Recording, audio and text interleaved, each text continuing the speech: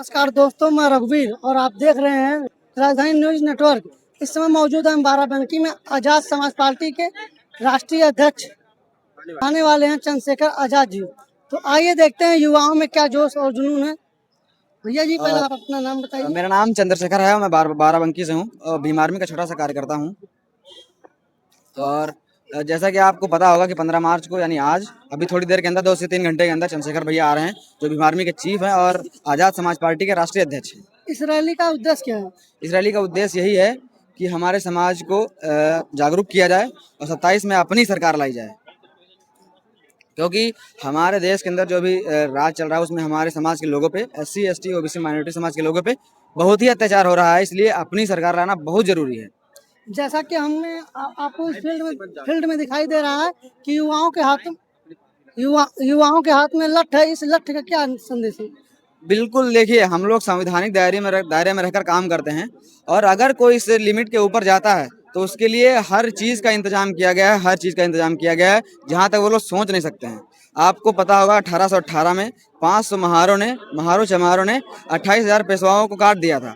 उस तरह आज तो 50 करोड़ हैं। आप समझ सकते हैं कितनी ताकत के साथ हम लोग तैयार हो रहे हैं। हमारे समाज के लोग जागरूक हो रहे हैं और हमें कमजोर समझने की गलती ना की जाए।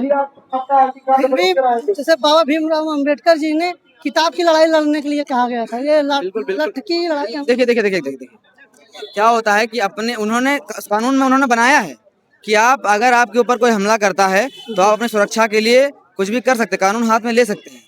इसका प्रावधान दिया गया है संविधान के अंदर। इसलिए हम लोग संविधान के दायरे में रहकर काम करते हैं, संविधानवादी लोग हैं। अगर इस लिमिट के ऊपर कोई जाता है तो उसका इंतजाम हम लोगों ने कर रखा है और हम लोग बहुत ही शांतिपूर्वक 15 मार्च का कार्यक्रम संपन्न करेंगे। इस रैली में कितनी जनता आने की संभावना है? देखिए, अभी 9-10 बज रहे होंगे और लगभग 50 से 60 हजार लोग 50 से 60 हजार लोग 9-10 बजे आ चुके हैं। तो जब चंद्रशेखर आजाद भैया आएंगे लगभग 3 से 4 लाख लोग यहाँ पर इकट्ठे होंगे बाराबंकी की धरती पर।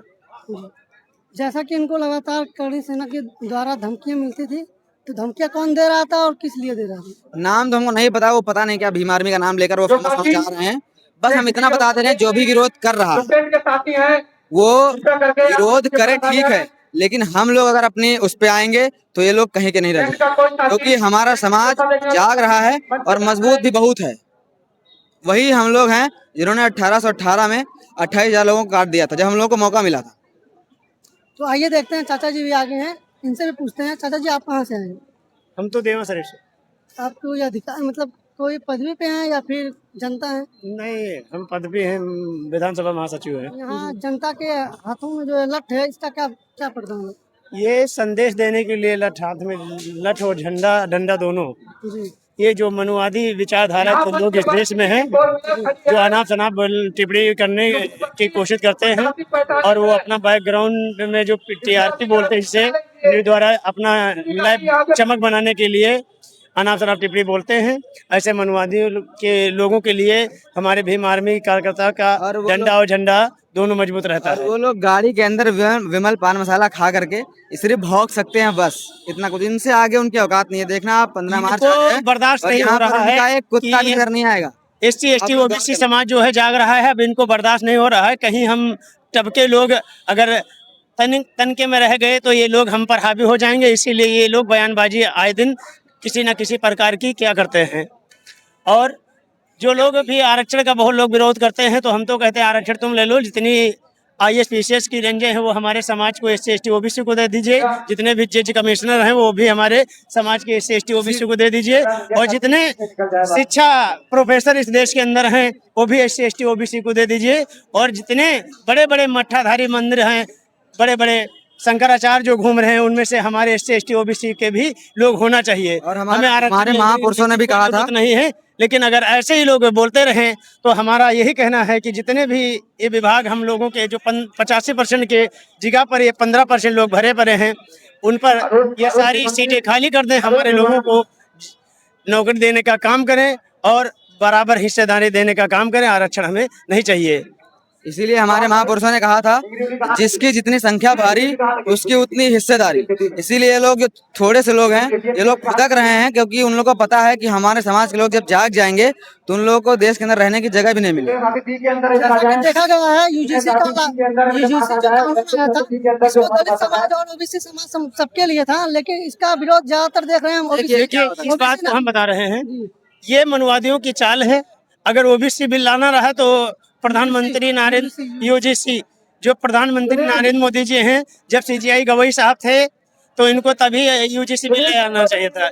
लेकिन ये कहीं न कहीं अपनी चतुर चालाकी से यूजीसी बिल तब लाए जब यूजीसी मतलब हमारे सीजीआई गवई साहब का रिटायरमेंट हो गया, और ये जानते थे कि यूजीसी बिल लाकर हम समाज के बीच अपना मतलब एक बाइसमेंट खड़ा कर लूंगा।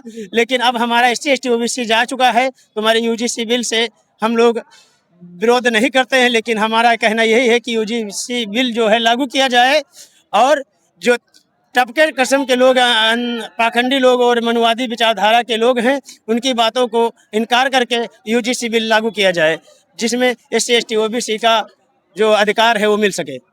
और जैसे कि मतलब थोड़ी सी अलग लाइन में बताना चाहूँगा कि जैसे ये बिल आया था, और मान लीजिए अगर कोई देश के अंदर या कुछ जैसे कुत्तों को काबू करने के लिए कोई मशीन बनाई जाती है, दवाई बनाई जाती है, तो उस तरह अगर मतलब जैसे कुत्तों के लिए बनाई गई है, तो उसमें और लोगों को डरने की क्या जरूरत है, और जानवरों को डरने की क्या जरूरत है? ये सिर्फ कुत्तों के लिए बनाई गई है, इसीलिए वो लोग फुदक रहे हैं। क्योंकि देश भर में अगर सीसीटीवी कैमरे लगेंगे तो सबसे डर किसको रहेगा? चोर को रहेगा। इसीलिए लोग जातिवादी हैं और कानून बनाया जा रहा है, तो इन लोग के अंदर खुजली मच रही है। इसलिए हमारे समाज के अंदर, यूनिवर्सिटी के अंदर, कॉलेज के अंदर यूजीसी बिल जो नया रेगुलेशन आया है, लागू होना बहुत जरूरी है। और मैं ये भी बताना चाहता हूँ, जो हमारे यादव समाज के भैया हैं, भाई लोग हैं, मैं उनको ये बताना चाह रहा हूँ कि हमारे लक्ष्मण यादव जी जो प्रोफेसर बनने के लिए रेंज में 96% नंबर लाए थे, उन्हें मनवादी विचारधाराओं के लोगों ने कहीं न कहीं से उन्हें फेल कर दिया, और हमारे लक्ष्मण यादव जी को प्रोफेसर बनने से इनकार कर दिया गया, और एक ब्राह्मण समाज के व्यक्ति को 56% नंबर देकर उसे प्रोफेसर बना दिया गया। और मेरा यादव समाज से भी कहना है कि आप बहुजन समाज से मिलकर और अपने लक्ष्मण यादव की वीडियो ज़्यादा से ज़्यादा देखिए, और जो एक राजकुमार बिराहा जी हैं उनकी भी आप लोग वीडियो देखिए, और हमारे जो एक नेता हैं उनको शायद अभी क्या नाम है, उसको दामोदर यादव जी हैं, उनका भी यूट्यूब द्वारा अपना हमारे यादव समाज के लोग देखें, ताकि आप लोग जागें और बहुजन होकर एक देश के अंदर बहुत बड़ा मिसाल खड़ा करें और अपना प्रधानमंत्री और मुख्यमंत्री बनाएं। आज 75 साल देश को आजाद हो गए हैं, लेकिन अभी निश्चित तबके के लोग केंद्र तक नहीं पहुंच पाए। ये कहीं वीडियो में देखिए, हमारे साथ हमारे भाई, इनको हम देख रहे हैं, कभी इधर-उधर आप किसको देख रहे हैं? भाई मैं उन लोगों को देख रहा हूँ। अभी जो एक इंस्टाग्राम पर वीडियो कह रहा था कि बड़े भाई चंद्रशेखर आजाद को बाराबंकी के अंदर हम घुसने नहीं देंगे, भाई हम उसी को देख रहे हैं, क्योंकि सभी लोग उन्हीं के लिए खड़े हुए, डंडा लेकर, हजारों की संख्या में लोग डंडा लेकर खड़े हुए हैं, उसी का इंतजार कर रहे हैं। भाई उनका क्या बयान था? उनका बयान था कि बड़े भाई चंद्रशेखर आजाद जी को बाराबंकी के अंदर घुसने नहीं देंगे, उनके वो अपनी टांगों पर चलकर वापस नहीं जा पाएंगे। मैं उनसे कहना चाहता हूँ, अगर तुम्हारे अंदर दम है तो यहाँ पर तुम हमारी रैली में घुस कर दिखाओ। ठीक है, हमारी वीडियो बना रही है।